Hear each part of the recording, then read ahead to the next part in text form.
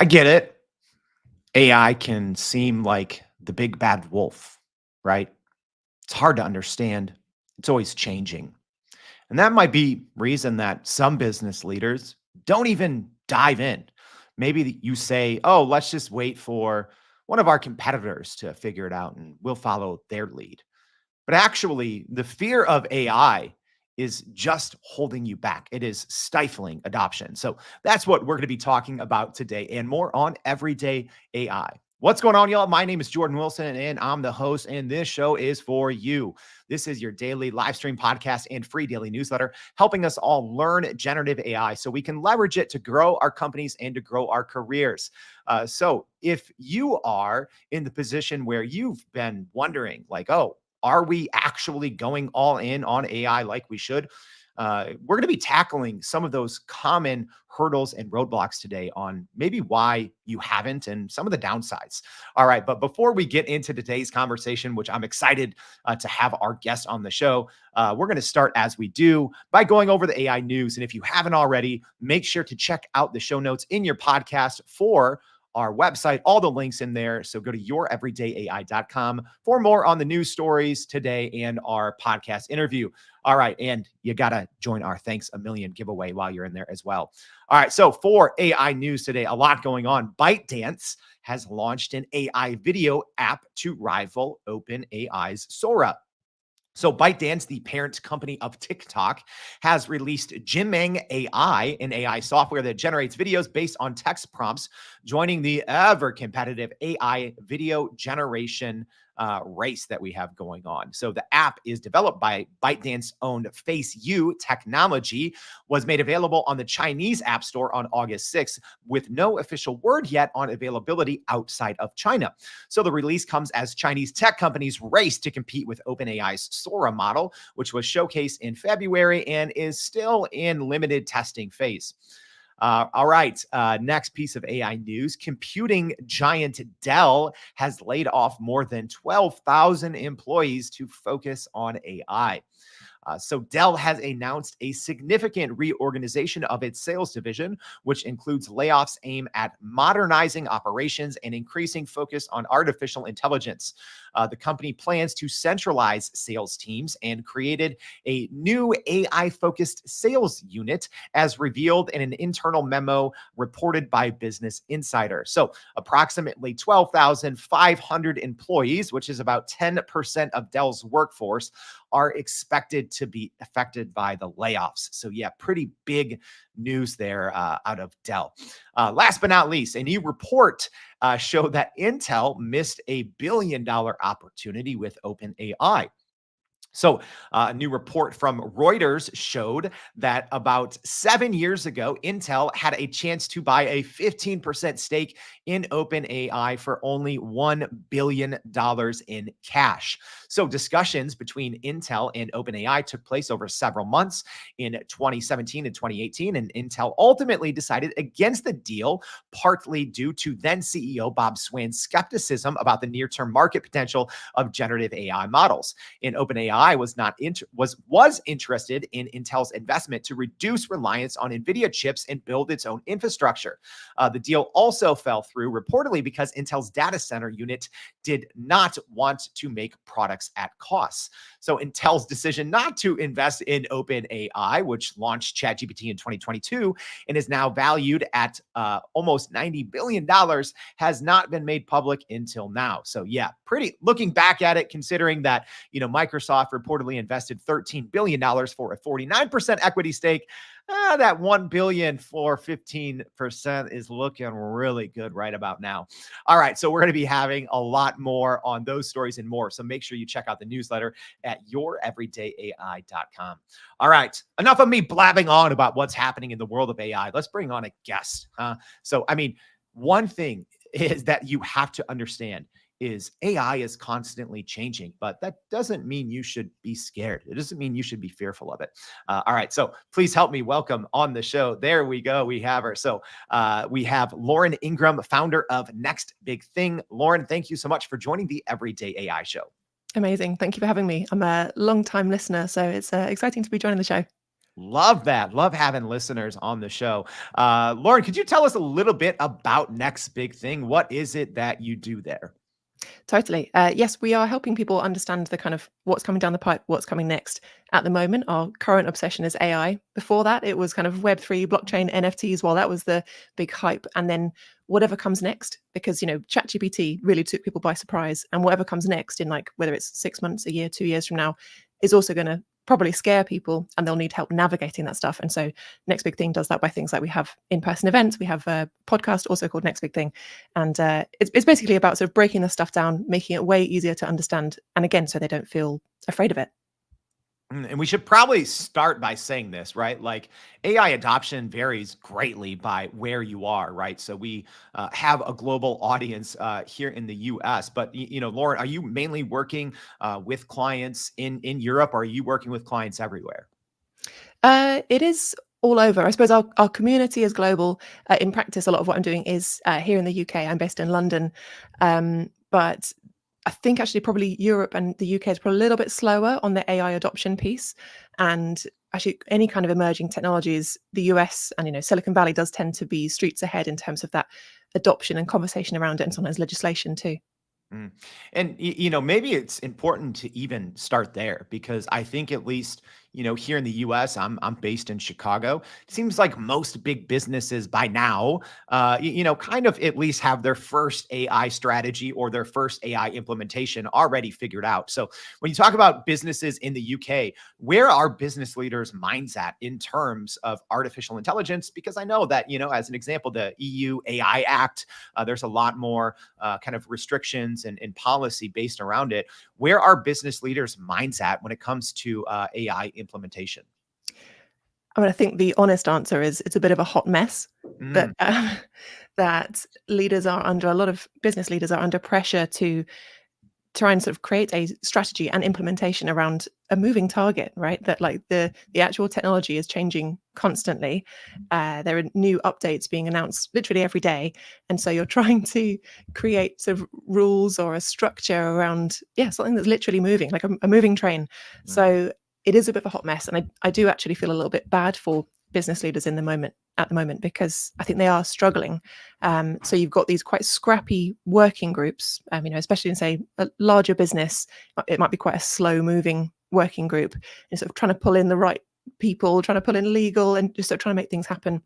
mm, And actually, one of the issues I'm seeing there, maybe this is getting a bit too granular, but uh, people aren't thinking about the who's in the room in that working group in terms of having a sort of diverse group of voices represented. It's just a kind of like whoever's available or whoever knows a little bit about AI already.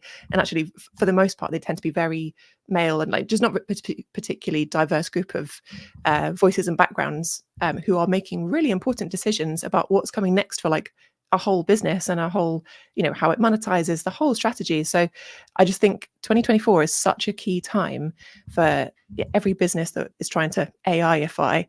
And so I think people need to try and be thoughtful about what they're building next, how they're going to do it, rather than just sort of chasing the dollar signs, which I'm seeing quite a lot of. There's a lot of business leaders getting FOMO, and they are focused on those dollar signs and running after that. mm. And I definitely want to dive into, Lauren, what you were just talking about there about the diverse voices or lack of diverse voices. But I actually first want to kind of skip to the end of this and ask you the big question. Why do you think that there is this big fear of AI, and why or how is that fear actually stifling adoption? Well, I do think that the fearfulness is somewhat legitimate. That there really is a possibility of losing your job to AI, not in a sort of not quite as directly as that. It's not like a sort of a robot is literally going to take your job, but uh, things that were a sure thing a couple of years ago aren't a sure thing anymore. So there is some legitimate fear there, but I do think it's really been stoked by the media that like newspapers gain clicks out of playing into that fearfulness of like we're all going to lose our job, and it's all quite extreme language. It's all very it's all quite sort of heightened, and even some of it like the Daily Mail, which is a sort of big UK thing that I think is globally known for stoking tensions of any kind. And they talk about things like the jobs bloodbath, so you're literally using like this really violent language about but what we're talking about is like this automation, like it's not necessarily violent at all. And so I do think it was a mistake to get people so like whipped up into a frenzy about it, of like, oh my god, the whole world's going to end, is what some people seem to be feeling like. And I think that the media has definitely had a big part to play in that, and I think they need to do a bit of allaying those fears at the moment. Not just the kind of opposite extreme of like a kind of recently all the headlines seem to be about making sure that AI is making enough money compared to how much is being spent on it. So yeah, it can't only be about the most extreme stuff. I think people just need to better understand the technology a little bit better, what it means for them, but also the kind of the real stuff. Like, what does it mean for me? What's the acronym? WIFM. What's in it for me? Factor. And I know newspapers probably don't get as many clicks and sales out of things that make you feel good, but that's what I'm trying to push for anyway.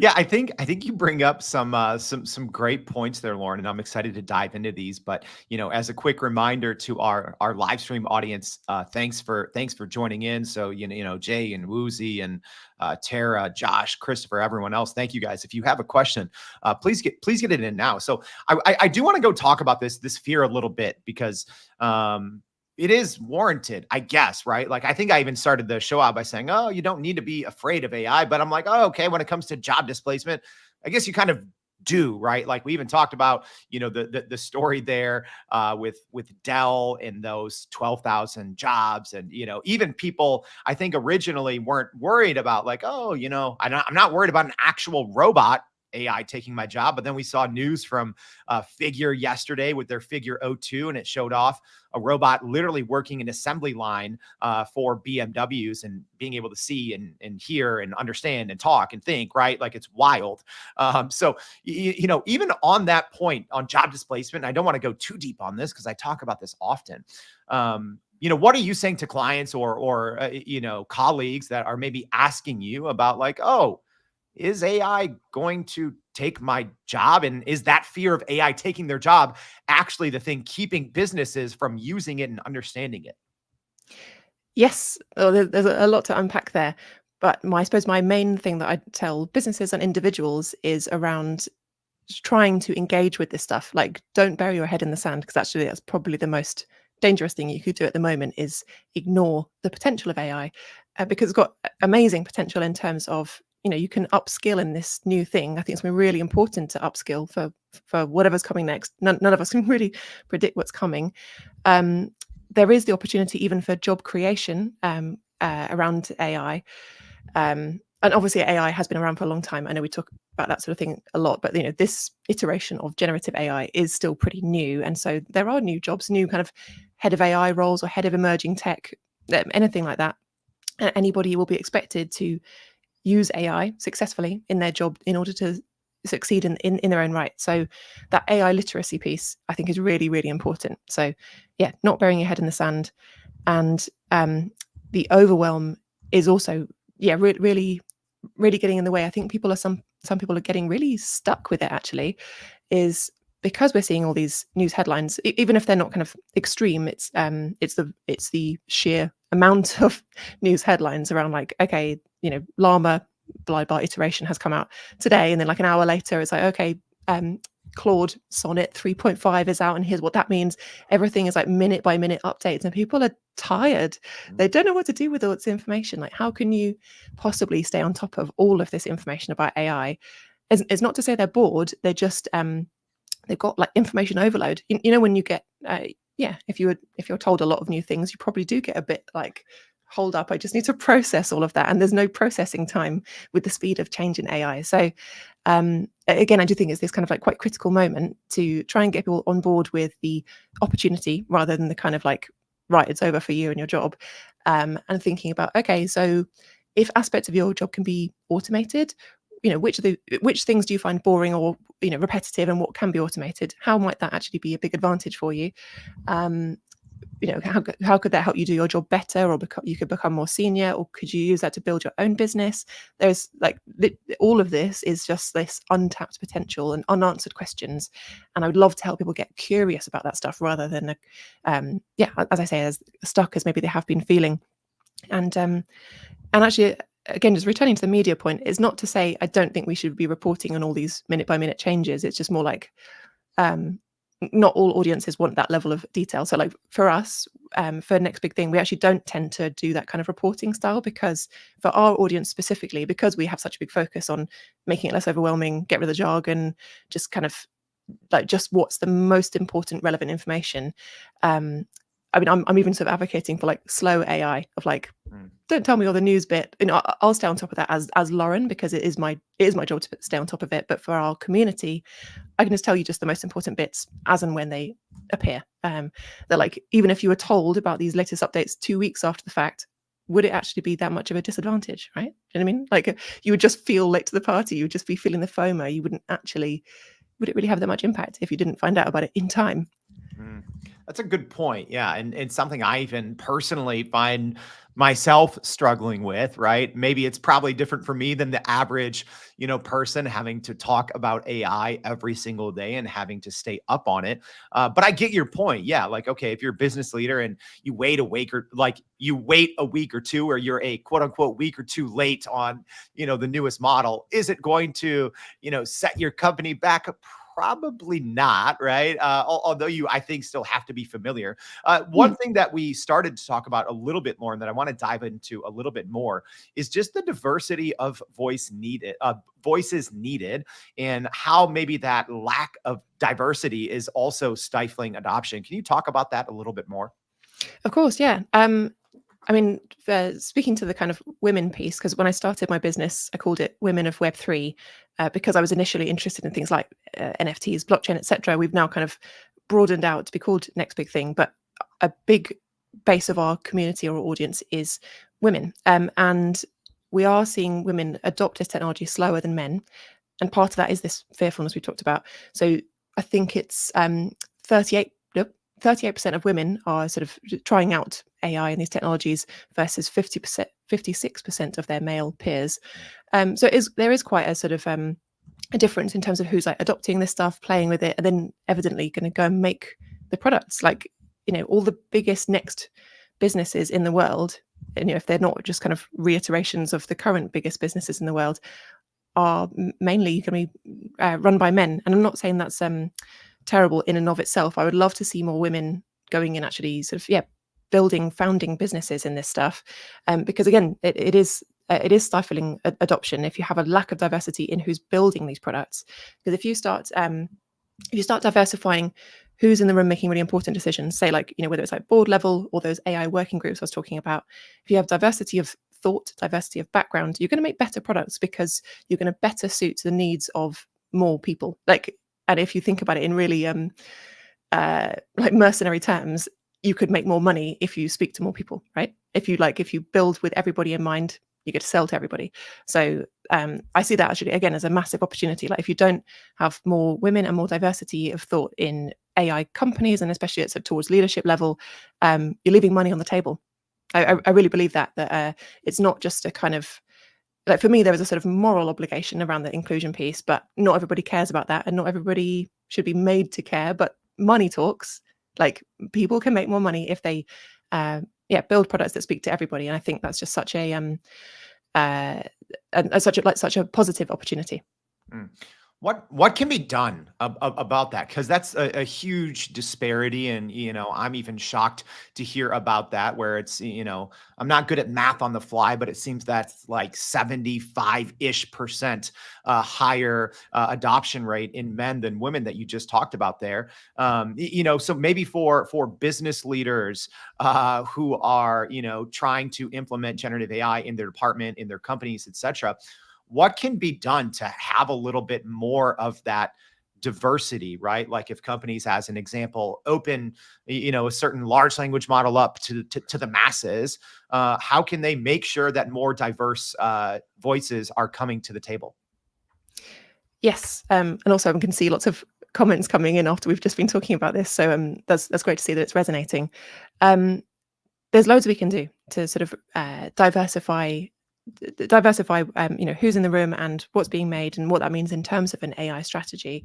And one of the first things is that kind of internal education piece. So partly AI literacy itself, but partly trying to bring everybody on that journey of getting people excited, curious, and trying to get rid of that fear, in order to get everybody on board and sort of wanting to participate in building what's coming next. Because again, around that, when you talked about the sort of stifling adoption, if you do get people that are kind of stick in the mud about it, or they can't engage with it, they will get left behind. And so that, for me, that's a sort of serious fear about women being left behind. And sort of side note, a lot of women I know that are not in the tech industry at all are really quite sort of ambivalent, even like apathetic about the idea of using AI. And I think part of that does stem from this sort of fearfulness, or like, oh, but I'm not an engineer. You're like, well, I'm not an engineer either. I'm a marketer. But I see this stuff as really important for business, aka like society as a whole. All of this stuff's really important. So to help kind of support that, businesses, as I say, need to be bringing everybody on that journey, being thoughtful about who is in the room, who's and maybe that can end up turning into a box ticking exercise, but I think it's worth having the thought process around it, or at least a conversation about it, of like, who are we bringing in? Partly which departments, depending on how big or small the business is, and partly, who is in the room, and just being thoughtful about it. Having less jargon, like anything that we can do to make technology seem less confusing, the better. Because I think actually that was one of the really big benefits actually of AI, is that unlike a lot of the other emerging technologies emerging technologies out there, it's people can more easily see the benefit of it. So like when if you start using ChatGPT, for example, or any of the major platforms, because you're using natural language, it is actually a bit easier to kind of get going. And I think people get hung up on the idea that they need to know what's inside the black box of like, how does it work? Like what does LLM stand for? What's the difference between that and something else? And actually, don't get hung up on the jargon and the acronyms. Most people will never need to know the difference between that stuff. Like, go and learn it so that you're just sort of feel more on top of it, and then don't worry about it. Just go and use the technology. That's kind of my main advice to people, is like, just go and dabble, because as soon as you start dabbling, you kind of go, oh, it's quite useful for that, or like, oh, it made a mistake there.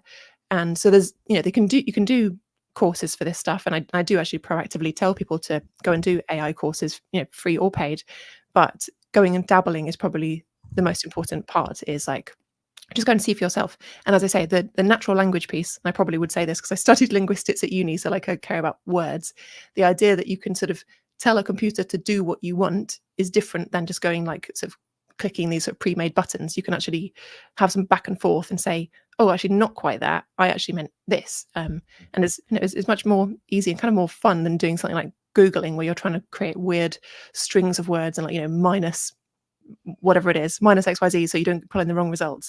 It's a conversation with a computer in order to get what you want. And I think that's really powerful. How can business leaders and individuals find the balance, right? Because I think we're kind of talking about, two different pieces here. So as an example, you recommended not spending too much time worrying about the black box of generative AI, but then at the same time, talking about AI literacy can get rid of the fear. So how do you find that nice balance of actually understanding enough to get the most out of generative AI for your company, but then also not drowning in the constant jargon and updates? Good question. I guess the more senior you are within a business, you probably do need to know more about what's in the black box, not because you'll be expected to use it, but because you will be expected to sort of better understand these concepts in order to then sort of be building strategies and ways to implement it off the back of that. But for probably 90% of people, just anybody else in a business, you won't need to know. Like, as I say, you'll never be tested on this stuff, or at least I would hope not. I would hope people aren't being tested on this stuff. It's like it does not matter a lot of the kind of ins and outs of it. And I know you care a lot about helping people learn to prompt better, and that stuff is so much more important. Is the like, how do you get the best out of this technology to get what you want out of it, to to be more productive, to do cool stuff, to be more creative, even using a robot. That for me is the balance should shift on that side. Is like just when I talk about AI literacy, is less about the understanding any kind of technical updates or I would sort of almost like ignore a lot of the detail and just think about, okay, what does this mean for me, my role, what impact I can have. And we have a couple great questions here related to just that, Lauren. I love what Tara here is asking. So she's saying, what are some strategies that help with decreasing the next big thing fear? Strategies that help. Part of it is that just kind of going and trying it out. Is there like there's an element of like you slightly have to force people of just kind of just get everybody literally like using it, or even demoing it is probably less less heavy-handed than forcing people to use it. But I think there's something really again powerful about just showing people how you use it, because if you remember, well, actually I suppose I can't really remember the moment I started using the internet. If you were just if you've never used the internet before, whether we're talking about the 90s noughties internet or if it was today and you'd never used it before, you wouldn't know how to get started. Like there's obviously so many things, amazing things you can do on the internet, online, and whatever platform, but how would you go and find those and start using those to your advantage? You would just be looking at this sort of blank screen in a way, and so you kind of need to be shown by whether it's your peers, your colleagues, whatever, of like, oh, I've found this thing and this is really helpful, and just literally demoing it. So I try and do as many little demos, even if it's like down the pub or like showing my mother-in-law, whatever it is, just like showing people this stuff, because then they can start being like, oh, is that all it is? Like I remember talking to actually my cousin at Christmas, and she was like, oh, has your job kind of changed? And I was trying to describe what I do, and so I give different answers according to who I'm speaking to. Sometimes I'm an AI consultant, sometimes I can't remember what I call myself, but I just said to her, I was like, oh, I teach people about ChatGPT, because I was thinking maybe that's like vague enough that it kind of makes sense. And she was like, the what? And I was like, oh, like AI? And she was like, oh, I don't really know about that. And I was like, oh, okay. And I actually didn't sort of know how to further the conversation at that point. And she was like, oh, I think my kids use that for their homework. So it was you do need some what's the word, like common ground to be able to sort of get going. But demos are always super helpful. All right. And I think we have time for one more quick question here from Melissa, asking, what would be your advice on someone getting into the game or the AI game? And what's your advice on getting the next generation ready for AI? Ooh, another great question. Thanks, Melissa. So getting into the game, I would say don't pressure yourself to know everything. I know that's sort of similar to what I said before, but it's fine to take baby steps. So whether it's, as I say, free course, paid course, go and do the PPP course, just kind of get started, maybe commit to even like just tell yourself I'm going to learn for 5 minutes every day. And then inevitably you'll end up spending longer than that because it's fun. And I would also importantly share your learnings. If you can be sharing that, whether it's like just within your own, literally like your team, like I'm going to share with the other marketers in blah blah company, or I'm going to share it on our internal platform, or sharing your learnings on LinkedIn, be like, oh, I didn't realize ChatGPT hallucinates if you try to get it to do this. And then when people start seeing you talking about AI, they instantly they see you engaging, and you actually end up becoming a bit of a thought leader, whether it's in a sort of, as I say, the baby steps sense. You're not going to be like an instant AI expert, but that's okay. And in terms of advice for getting the next generation ready for AI, I think the younger generation, like say the kind of teenagers of today, they're actually sort of primed and ready to like get going with this stuff. They don't have the same hangups as we do about some of this stuff. Like it's very natural for them to kind of get going. And so again, it's about a lot of it's about comes down to mindset of like getting people curious about this stuff, and maybe if you are like I say a parent, trying to understand what your kids' schools, like what their approach is to AI, because like it is going to be a bit of a wild ride over the next few years, trying to work out like how do you get kids to do homework if a ChatGPT could give a perfect answer. And kids will do some cheating in the same way as we would try to pull in Wikipedia answers into our essays. It's the same problem, but I think there'll be teachers doing things like they'll say, okay, use AI to generate the perfect answer for your homework, bring that in, and then let's discuss it how you would make it better or more like your version of things. And so to kind of do the automation yourself, and then add the human, creative, exciting bit. I love that. So, Lauren, as we wrap up here, because we've gone over a lot, we've talked about strategies to get over AI overwhelm, how AI literacy can combat AI fears, and how bringing more diversity to the table can help in the long run and the short run. But what's your one most important takeaway for those listening who maybe are still fearing AI a little bit, but are really worried about adoption? I would say, don't worry about the FOMO. We are still actually really early in this journey. So like, don't let anyone assume that you are like sort of way behind. There's still plenty of time to catch up. Plenty of businesses and individuals are just like not even bothering, or like, yeah, very apathetic about the whole thing. So if you are even engaging in this conversation, listening to a podcast like this, you are moving in the right direction, and like you have a potential massive first mover advantage. Mm. So such a good takeaway message there. Lauren, thank you so much for joining the Everyday AI Show and helping us work through this little bit of fear of AI and take many steps closer and much larger steps toward AI adoption. We very much appreciate your time. Amazing. Thank you for having me.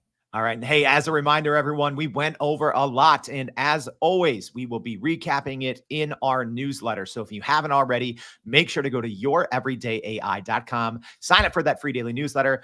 Lauren just dropped a lot of great tips for us all. So make sure to check those out, and make sure to check us out tomorrow and every day for more Everyday AI. Thanks, y'all.